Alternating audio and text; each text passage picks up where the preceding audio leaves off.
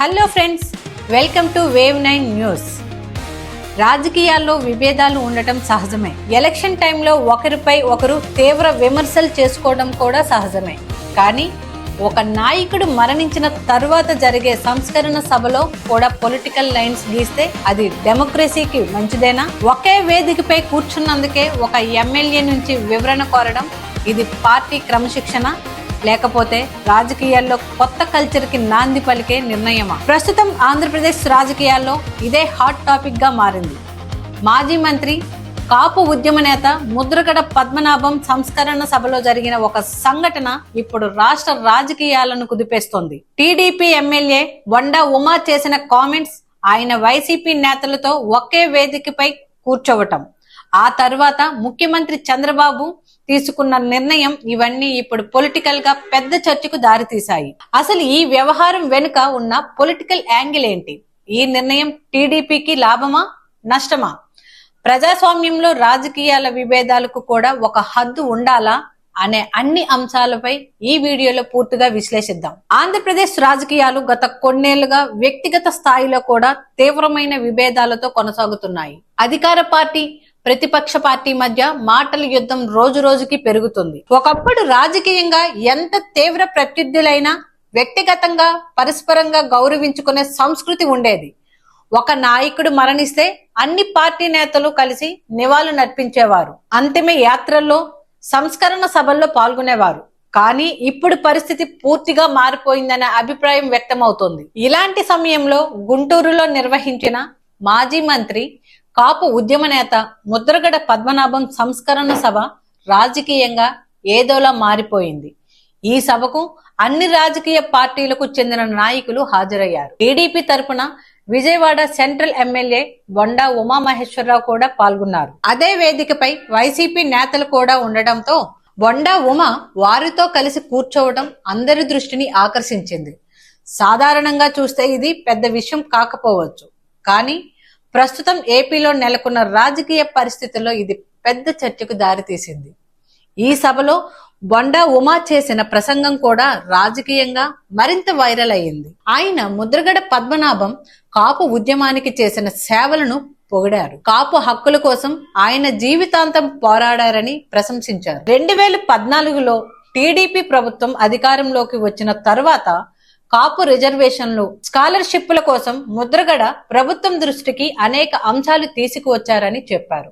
అయితే ప్రభుత్వంలో కొందరు నేతలు సరైన సమాచారం ఇవ్వకపోవటం వల్ల పరిస్థితులు ఉద్రిక్తంగా మారాయని కామెంట్ చేశారు. అంతేకాకుండా బొండా ఉమా చేసిన మరో కామెంట్ మరింత చర్చకు కారణమైంది.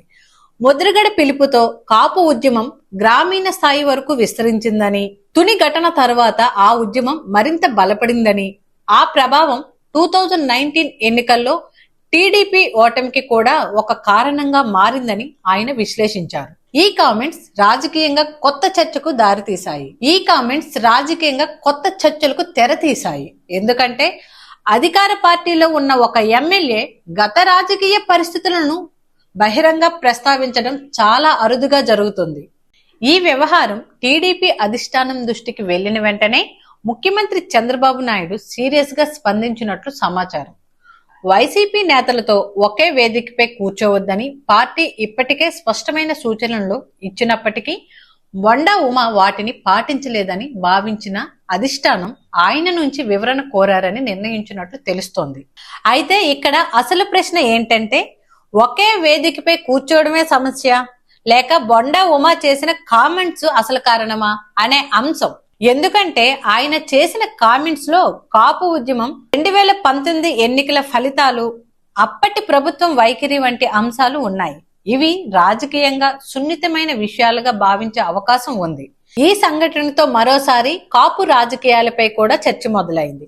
ఆంధ్రప్రదేశ్ కాపు సామాజిక వర్గం ఎన్నికల రాజకీయాల్లో కీలక పాత్ర పోషిస్తుంది. ముద్రగడ పద్మనాభం ఉద్యమం, తుని ఘటన, రిజర్వేషన్ డిమాండ్లు వంటి అంశాలు రాష్ట్ర రాజకీయాలను ఒక దశలో ప్రభావితం చేశాయి. ఇప్పుడు బొండా ఉమా చేసిన కామెంట్స్ తో ఆ చర్చ మళ్లీ తెరపైకి వచ్చింది. మరోవైపు ప్రజాస్వామ్యంలో రాజకీయ విభేదాలు ఎంత ఉన్నా హ్యుమానిటీ గ్రౌండ్స్ కూడా అంతే ముఖ్యమని కొందరు విశ్లేషకులు అభిప్రాయపడుతున్నారు. దేశవ్యాప్తంగా అనేక సందర్భాల్లో ప్రత్యర్థి పార్టీల నేతలు ఒకరి కుటుంబ కార్యకలాపాలకు మరొకరు హాజరైన సందర్భాలు ఉన్నాయి. సంస్కరణ సభలు రాజకీయాలకు అతీతంగా ఉండాలనే అభిప్రాయం కూడా చాలా మందిలో ఉంది. అయితే పార్టీ క్రమశిక్షణ కూడా ప్రతి రాజకీయ పార్టీలో అత్యంత ముఖ్యమైన అంశమే. అందుకే ఈ రెండు అంశాల మధ్య సమతుల్యత ఎంత ఉండాలనేదే ఇప్పుడు ప్రధాన చర్చగా మారింది. ఇక ముందు టీడీపీ ఈ వ్యవహారాన్ని ఎలా పరిష్కరిస్తుందనేది ఆసక్తికరంగా మారింది. వండా ఉమా ఇచ్చే వివరణతో ఈ వివాదం ముగుస్తుందా లేక పార్టీ మరింత కఠినంగా వ్యవహరిస్తుందా అనేది చూడాలి. ఏదేమైనా ఒక సంస్కరణ సభలో జరిగిన ఈ సిచ్యుయేషన్ ఇప్పుడు ఆంధ్రప్రదేశ్ రాజకీయాల్లో భూకంపం సృష్టించింది. రాజకీయ విభేదాలు వ్యక్తిగత సంబంధాలను కూడా ప్రభావితం చేస్తున్నాయా లేక ఇది కేవలం పార్టీ క్రమశిక్షణకు సంబంధించిన విషయమేనా అనే ప్రశ్నలకు రాబోయే రోజుల్లో సమాధానం దొరకనుంది. ఈ అంశంపై మీ అభిప్రాయం ఏమిటి? సంస్కరణ సభల్లో రాజకీయాలకు అతీతంగా అన్ని పార్టీల నేతలు పాల్గొనాలా లేక పార్టీ నిర్ణయమే అంతిమమా? మీ అభిప్రాయాన్ని కామెంట్ రూపంలో తెలియచేయండి. ఈ వీడియో నచ్చితే లైక్ చేయండి, షేర్ చేయండి. ఇంకా ఇలాంటి లోతైన రాజకీయ విశ్లేషణల కోసం వేవ్ 9 న్యూస్ ని సబ్స్క్రైబ్ చేసుకోండి. ధన్యవాదాలు.